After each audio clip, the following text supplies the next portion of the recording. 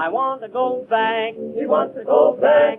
I want to go back to the farm. Go back far away from home, with a milk pail on my arm. I miss the rooster, the one that used to wake me up at 4 a.m. down on the farm.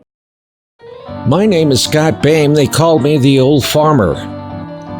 A couple of episodes back or so, maybe it was the last one, I talked about taking this chili pepper plant and replanting it inside. I'd like to keep it growing over the winter season and do by hand the pollination that needs to be done and keep it growing all winter long, maybe even get some chili peppers off of it.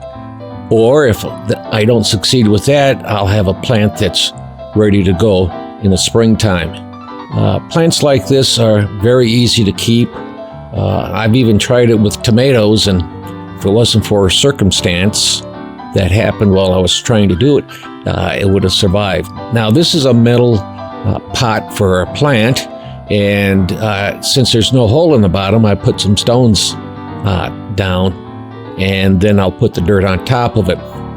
Many plants, not necessarily most, but many plants like to be able to be flooded with water around their roots, but then they want it to drain off. I'm looking for right here, I'm looking for any insects or any eggs or anything. If I see a leaf that's eaten a little bit, I'll break that off. So I'm carefully going through and looking to see if there's any insect life or anything that shows that if it warmed up, it could cause some problems during the wintertime for the plant. So I just carefully look it over, and once I'm satisfied that everything is as it should be, then I'll go ahead and plant it. And everybody knows how to plant something in a pot. It isn't a difficult thing to do. As I said, I put some stones in the bottom so that the water, since it can't drain out, will at least stay above the level of the roots. And now I'm putting some dirt in, and it's got compost mixed in.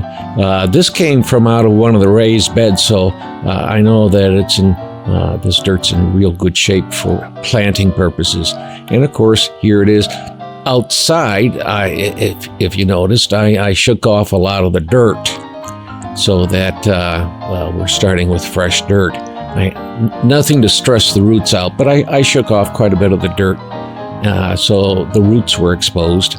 And now I'm carefully planting it, putting enough dirt around the roots and the plant itself to help it stay upright and be able to grow. Pushing it down gets some of the air out, but not all the air. So after pushing the dirt down a little bit, I'll add some more in and fill it up, but not too close to the top, so that this first soaking that I do, which will be a strong soaking, can hold a lot of water in it. So I'm putting the dirt in and taking any foreign objects out that I see, and I pack it down a little bit more so that it is firmly in place and the roots are covered very well. And you can see that I'm leaving a good amount of space on top so that I can add some more dirt a little bit later on if need be. So this is pretty much the planting of it. Then I'm taking it inside in this fade part, and now it's in the sink, and I'll drizzle in water, not a hard amount, but just a slow drizzle of water that will soak all the dirt down. And as the water fills the dirt up, you can see that there's air bubbles escaping from it, the dirt's, so it's compacting down even more, but not to the point where it's a hard pack or anything. The roots can move through the dirt very easily on it, and but yet it's full contact with the dirt, with no air bubbles or air spaces in it. Now, I won't necessarily water it to this degree in the future, but I will give it a good watering. And so this is now sitting in front of the window. You can see what it looks like with the water settling in.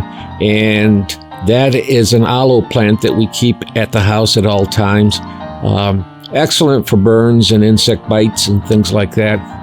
And if you water it like I was talking about with the others, lots of water, but let it drain off. Aloe plants really love a lot of water if it can drain away real quickly. So they like that. And the small little plant that's down below, right next to this pepper plant, is one that we're growing for a friend that wants an aloe plant for their kitchen. Now our plant's gotten too big, so we don't keep it in the kitchen anymore. And there's that little baby aloe plant that we're starting. Yeah, lots of water. You'll have everything doing pretty good if you let it drain out. Now here's a little bonus clip that I've done. This is September 28th, 2018, and the bumblebees are still out with the flowers. So we're going to we've taken some of the plants out, deadheaded some others that are starting to go.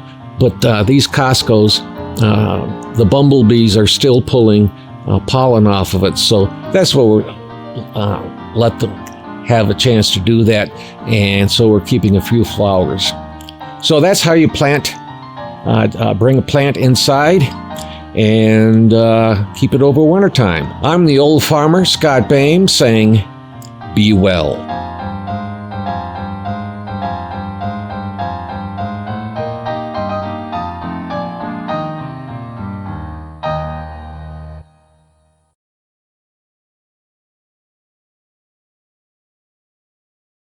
I'm Kevin. And I'm Sarah. From Living Traditions Homestead. Until next time, God bless. Down on the farm.